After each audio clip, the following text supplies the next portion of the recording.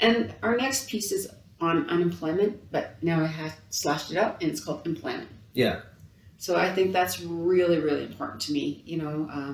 We really need people to stay here in Calgary. Yes. And I did get an email this morning that a young family moved here 28 years ago and started their family and called Calgary home. Right. And recently just moved in probably about 15 years ago into our area, into Ward 12 here. Mm-hmm. And they were asking me what opportunities are there for them to stay here now to raise their family. Mm-hmm. So I think this is a help for them as well, because their children are young. I mean, they're not quite teenagers yet, but they're still young enough that they're going to be eventually going to university and wanting to start their family. So we have to look at that opportunity. Right. So our youth is huge for me, having a son who's young as well. Yeah. I want to make sure his generation and our future generations and your future generations and your generation have opportunities so you can make a good living and want to keep Calgary as your home. Mm-hmm. So they are our youth, and you will need opportunities to raise their future families and call Calgary home. To me, that's so important. Yes. And then since I ran in the 2017 election again, I've seen many young people leave Calgary for post-secondary education or employment opportunities and never return. Mm-hmm. So that's why when some of our people that we know and friends and coworkers that we know at work, when we've seen them leave for university this summer, it was like, and out of province, it's like, you're never coming home, are you? Yeah. So you're happy for them moving on with their life, but at the same token, you're afraid that they'll never come back. Yes. Like, you want family to be close, like, to be in the same place, right? Because you can only see them so much if you're gone away for, like, exactly. Somewhere else. And then they might end up getting married or finding someone and then never come back and call Calgary their home. Yeah. So it's very difficult for families to allow the children to leave the nest, per se. Yes. But a solution is that we can work together with post-secondary institutions to create a work experience program, paid or unpaid, within the city of Calgary. This will give students real hands-on experience that will contribute to their education. So now you have something to put on your resume. Yeah. And then this will also reduce some of the labor costs that we currently have within our city walls. So to me, I think that's really important. I've worked with a lot of work experience programs, or with SATE, for sure. And I found amazing students that have helped me put together some of my projects and programs together for what I do within the oil and gas industry. Yes. And the people that I've met are just so knowledgeable, have great ideas, very bright. Ideas that I may have never thought of, and taught me a few things, and I hope in return I taught them a few things. Yeah. And currently I had just finished a class with some SATE students where we were working on a project management actual program, where we are designing it with my thoughts and ideas, and they're kind of taking my thoughts and ideas and putting it into an actual computer program, which is kind of neat. Yeah, that's very cool. Yeah, and we had to actually research all of that, so I had business students actually look at that. What is the research like? Is there more room and opportunity for programs to come into place? That type of thing. Like, experience is like almost everything when it comes to like getting a job, because that's what they first look at, like what type of experience you have, like where you've been working, volunteering and stuff. So yes, exactly. That's a very good idea. Yeah, and I just think it gives people credibility, right, and a purpose, that they feel that their education is going somewhere, and they actually get to see if they even like what they've chosen for a career by doing a work experience program. Yeah, there's no better way to like knowing if you like something than actually doing it. Exactly. So, yeah, you may be passionate about it by the books, but then when you get into it, it's like, oh, I don't like it. I don't know if this is for me or not. So yeah, it's a good thing. Very good. So that's why I enjoy working with students on that. And then our seniors are they're so full of knowledge, and they are our backbone, and they created very wise city. People. They've created our city. Yes. Right. So it's now up to us to continue making Calgary better. Yes. And learning from them and finding innovative ways to keep Calgary going and even a better city than what we have today. Yes. And then when we look at our seniors, though, it's a picture of a happy retirement that comes to mind. But despite years of hard work with today's economy, most are not able to retire and live comfortably. A lot of our seniors are ready to retire at 65 and working well into their 70s or even later. We need to utilize their wealth of knowledge and transfer their talents and skills to younger generations. So that to me is really important. We find that a lot of seniors, because of just their living situation, or their spouse passes on or something and didn't realize there wasn't enough life insurance to cover bills or make ends meet for them, that they are working part-time or even full-time in some cases. Yeah. And they have so much wealth of knowledge that that people are not looking at them to hire them as well. When they're only in there to just make sure that they can make their ends meet. Yeah. Because it's just really hard to do day by day, and our seniors are just struggling. So we have to start looking at, our solution is to start finding ways and senior groups to find out what their needs really are. How bad is it? Yeah. Because like I said, we have this painted picture that everybody's living happily ever after. Yeah. It's not always the case, I guess. And it's not always the case for a lot of our seniors, which is really sad. And then how can we play more of an active role? The city needs to implement programs for housing, transit, and work opportunities for our seniors. Yeah. I know there's already some things out there for seniors and some seniors work groups and centers and that type of thing. But we need to look more into that. Yes. And find ways of helping the seniors even more, so that we can at least not feel like they're giving up something. Yeah.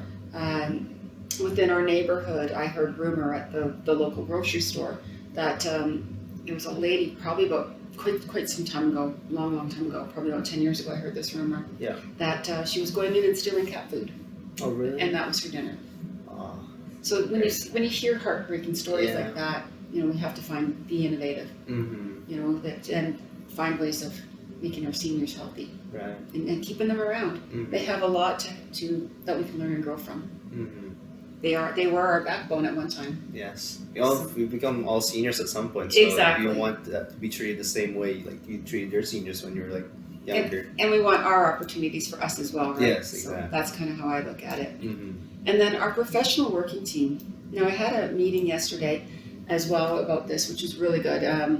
We're starting to find ways for our professional, especially in the oil and gas industry. Yes. Calgary's now becoming a huge high technical hub. Mm-hmm. So like, computer programming, Yes, definitely. that type of stuff. So we're starting to become more of that real technical hub, especially from California coming up here. Mm-hmm. So for us, it's a really good opportunity Very good. to look at that. So our professional, speaking from my own experience within the energy sector, we have such high talent. Like the people are just amazing. That we have engineers, we have land people, we have programmers, we have accountants, and the wealth and knowledge that these people have that are such transferable skills are just amazing. But people don't look at it that way. Oh, well, you were in the oil and gas industry, you only have this set of skills. Yes. But the people that are in the oil and gas industry that may have been laid off and displaced, their talents can be used somewhere else. Yeah.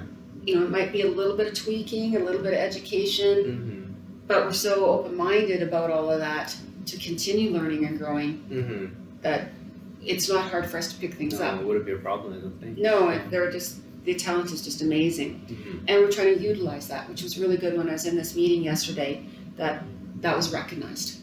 So I was very proud that was brought up, and we can manage with that and go forward with that. And the skills that we have in the industry are second to none and very transferable. So take, for example, I didn't have a project management certificate when I started project management in oil and gas. My land experience turned into a project management role. Oh, okay. So I went back to school to take project management to get my project management certification. So now I'm studying to take my project management professional exam, so I can be a PMP.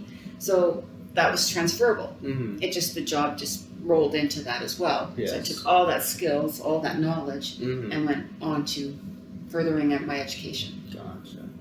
And then over the last 6 years, I've seen colleagues lose so much that they had to move away from Calgary. They just no longer could afford to live here anymore. Right. This place they used to call home, or they called home, and it was dear and near to their heart. They just knew though that they just weren't able to make ends meet anymore. So they moved off back to wherever they came from, or to a smaller town, maybe, and was able to sell some assets. Right. So it was hard for them. So I Definitely. feel bad for them as well. Mm-hmm. So hopefully they're still doing good. Oh yeah, I wish them the best. And then a solution though, and I was glad to hear that they're actually, out of that meeting I had yesterday, they're creating free work experience courses and free courses for the displaced oil and gas workers to get them implemented into these tech-paying jobs. Yes. So that was really interesting. So I was glad to hear that as well. So part of our solution too is, again, it goes back to our youth. Let's create a worker experience program that leverages a person's talent towards a different career path. This program will instill a sense of value and pride that we all feel we need, and that pride that may have been lost. We need to speak to new and existing businesses, and of course, the City of Calgary needs to create a short-term opportunities, paid or unpaid, for these professional people to find those skills work for them as well, and their new training and skills. Right. And how they might fit in as well. Oh, yeah, there's always like something for everybody. Like you can always not do something else, but you can learn something new every at whatever age you want. Correct. Yeah. Yeah. Again, like I said, I'm a little older than you, and I went back and I managed to get my project management. So you can always learn, and we're open to learning. And it's just fun always to continue to learn. Right. It's just finding that opportunity. You're right. Yeah. And what you might be passionate about. Exactly. And then that's where I find a lot of the work experience programs come into play, because you can find out if that's something you want to make passionate and become that as your new role and your new job. Right. All right. And get good at that. Yeah. Because we were all once passionate about our oil and gas experience, and I've heard many people say how much they loved it and missed it. And I kind of miss those way weird, chaotic days back a couple 10, 15, 20 years ago. But now it's a little slower, a little easier, but that's okay. Change, yeah. Yeah. So then the last solution that we have, or the last point that we have on employment, and that is our childcare. So we need to find qualified and affordable childcare for our loved ones. Can be very, very challenging, right? It's hard to say, here's my little baby, I'm going to leave my baby with you. Yes. You see so many people that you hear the horror stories on and stuff, but they have no choice. Yeah. Because it's an inexpensive childcare, or it fits their budget easier or something like that. So now we have to look at ways to find more qualified and more affordable ways. So that to me is really important. Yes. Right? Because when you go to work and you find out that more than half of your paycheck is gone to childcare, even though our children are top priority, it does not leave you much for your housing. It does not leave you for clothing or food or other basic necessities. Yes. So and when you have children, you have that not only for yourself, and your spouse, but you also have that for your children, or in a lot of cases being a single parent. So it does make it very challenging for a lot of people, and we need to find ways so that they can keep more of their money, but have qualified childcare. So and the solution is with that, because it's not all city run. A lot of these programs is work with all levels of government to address families' needs, looking at various programs and opportunities that may have been overlooked for the City of Calgary. So again, this is going to be working with our federal and provincial governments, as well as anything that we might be able to find within our own budgets and things that may have been overlooked in our city. Gotcha. Okay. Let's get people working again and get people enjoying lives again and having what they want Calgary to be for them, home.